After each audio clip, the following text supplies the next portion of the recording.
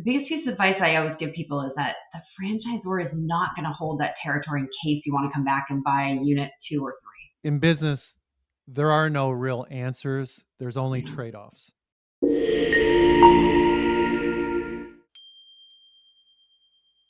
So Andrea, I have a question for you.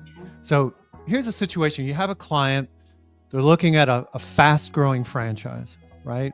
And this client, their big picture, long-term goal is to get into a franchise and scale it. They want to have multiple locations, multiple territories. You know that's their vision, right? But they also want to keep their initial investment as low as possible, like we all do. So they tell you they're going to start with just one territory. Yeah. And worry about additional territories later. How do you coach them through that? It's hard because I to your point, I totally get sort of trying to keep that initial investment low. And I would say to clients, think about your end goal. So if your end goal is, I need to replace an income, or I want a really big business, I have my mindset of being more of an empire builder, where I don't see this just being a small scale, I want something larger. You have to think of that end in mind when you're evaluating how big of a business do I want. And so that's kind of, I would say, the first step to it too, right? Because you want to say, if I'm going to make 1x with one territory, I can make 2x, 3x with 2 or 3 territories. So you're kind of figuring out how comfortable with scaling. If you decide you're somebody that ultimately, I need multiple units to scale to where I want to, then really comes down to that conversation of, do I go in with one and potentially come back later? The biggest piece of advice I always give people is that the franchisor is not going to hold that territory in case you want to come back and buy unit 2 or 3, right? Like, this is not going to happen. They're not going to give you first right of refusal. That doesn't happen.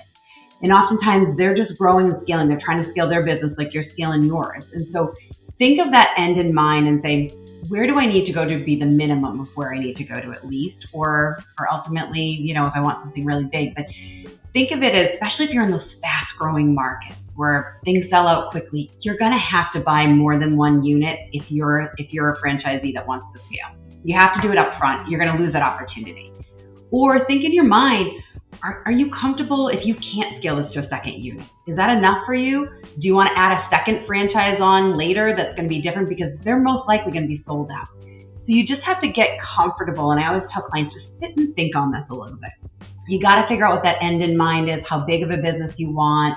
You really got to figure out, are you okay if you go back and there's no territory left? Are you going to be okay with that? And it's not a full price, right? I think people think in their mind, okay, it's going to cost me, and I'm just going to throw out a number, $100,000 to get into this business. It's going to cost me $200,000 if I want 2, $300,000 if I want 3. It's not like that, right? Right. It's right. Usually a smaller percentage to get in early, multiple units. It's not an exact multiple of what it is for that upfront cost. And so look at it as, I'm going to spend a little bit more here, but it allows me that ability, and you don't have to fund everything, whether it's equipment or a second unit of something, until you're ready to do that. You just need sort of that upfront initial cost. So just think of it that way. Those are a couple of points I give people.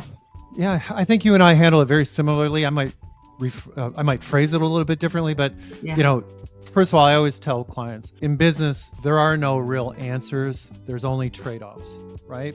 So, because we all want, here's what I want, Kris. I want to spend as little as possible and get as much territory as I can. Yeah. Don't we all, right? Yep.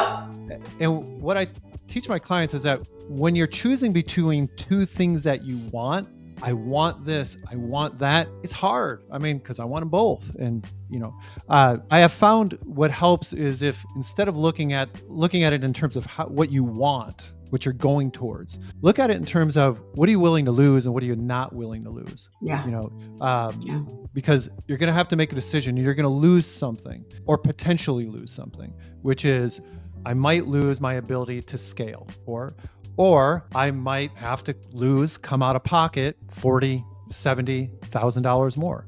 So which one can I absolutely not lose? Which one can I absolutely not live with? Trade-off.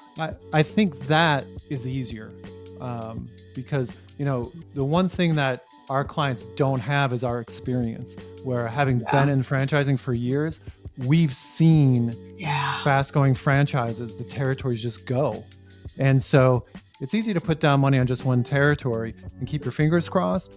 But if you've been around, you know, like, that's risky. So I'm not telling you to do one, or I'm not telling you to do multiple. I'm just telling you to know it's a very real thing that you could lose it. You just have to feel comfortable with that, right? Yeah. You have to feel comfortable that it's okay if you walk away and it's not there, because it might not be.